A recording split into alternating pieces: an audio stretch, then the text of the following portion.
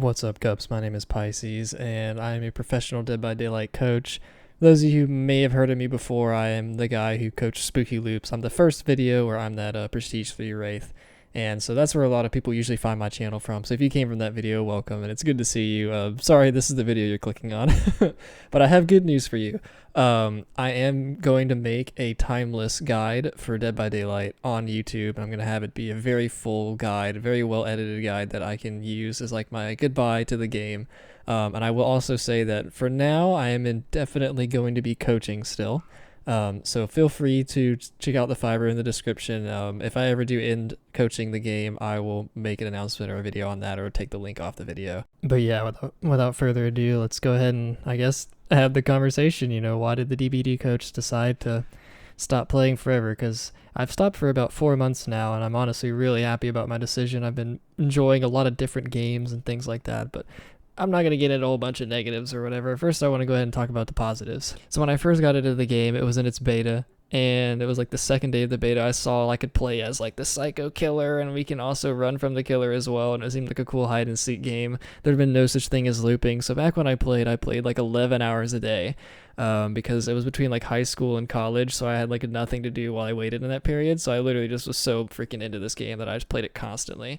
And I started to discover the way the maps loaded in and how to learn how to loop and what looping was, and then like after a little while people started learning how to counter looping, and of course there was a lot of horrible stuff that was in the game back then too, but we're not going to talk about that because ultimately it didn't matter to me. I had so much fun that all the bad stuff in the game, that didn't matter. And that's kind of interesting perspective, because that really is how everyone has to play DBD.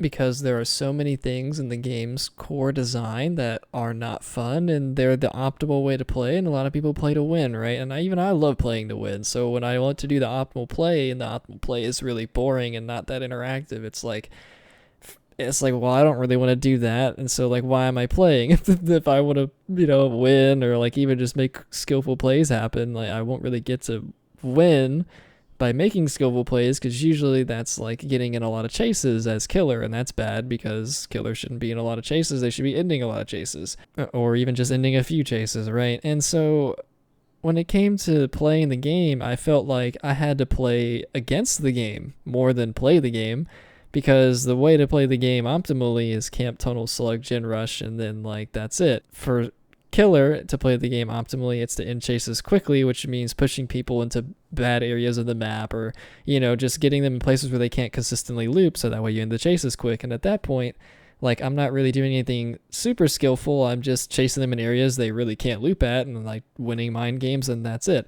And for survivor, what I'm supposed to do is avoid mind games at all costs, loop the killer in places that are really powerful, which is governed by map RNG and not me.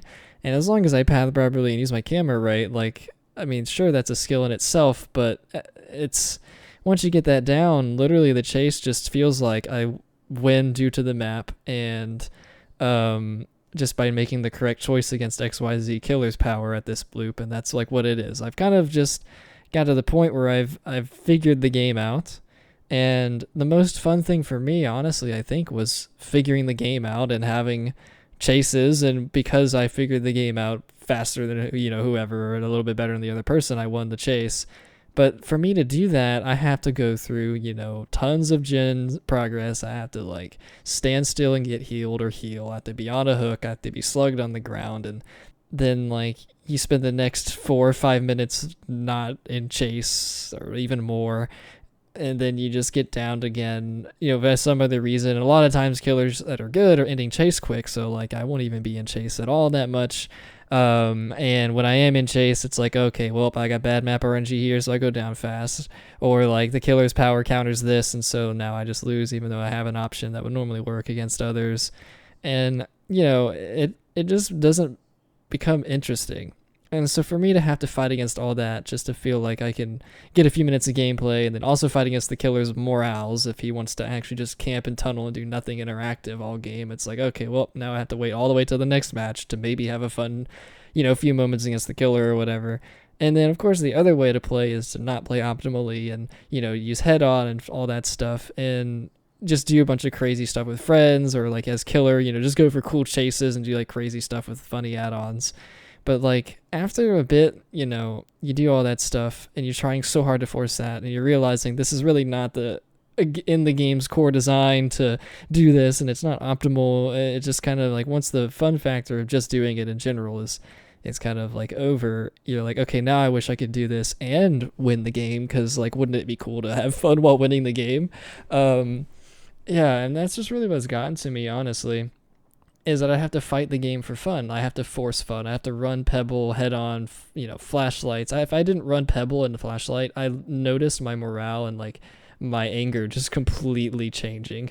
I would just get so much more angry every match, and I would get so like bored, because if I didn't have Pebble, I couldn't like just laugh at least once in the game or smile at something, because it was just like so hard to get like a fun moment in chase or whatever, or just like a fun interaction in general, because I didn't have a flashlight or a Pebble to like do something goofy with. And that's why you're looking in the background here at all my Pebble clips, because over a year, this is almost all of my clips I have of the game, because it's like my favorite stuff. It was so goofy.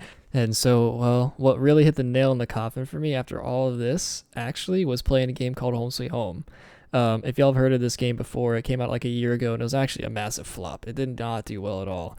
And it's because there were just so many game-breaking bugs, and like the core design of the game was really just kind of like a killer bully simulator, and so it pretty heavily dropped. But then the beta re-released in May, and then that's when it hit. Because all these problems I just went over do not exist in Home Sweet Home. Looping is the core way to play the game. I think like every player in the game spends like almost the whole match in some way affecting the chase. Like if you're not in chase, you're setting up the loop for someone else. You're setting up the objective, and like while you're setting up the objective, you can also set up loops or help your teammate in their chase. Like, and then there's more than just palettes and windows that are completely governed by map RNG. Like in this game, you have 6 different options on the map that are consistent, and then your items are what you get out of the boxes to set up loops, and those are the random things, but they have their own use like in different ways in different areas of the map. And it's like all about being efficient with that. And if you're really good with the items, you're better in chase. And if you're killer, you're really good with your power, and your anti-item powers, you're better in chase. And like the idea of the game is to be as efficient as possible in chase. In this game, your objective also is to kill all 4 survivors, and for survivors, they do like complete the objective. That's kind of similar to the concept of gens, but a little bit more interactive.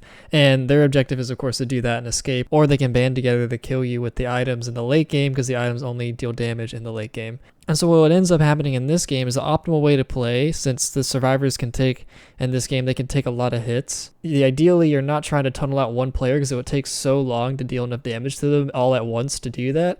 You're actually encouraged to hit multiple survivors, spread chase with multiple players, because ultimately you're trying to get as many hits as quickly as possible, while also burning through a lot of their resources, thus resulting in your future chases being able to be ended quickly, since they won't have any resources and they will be lower health since you damage them.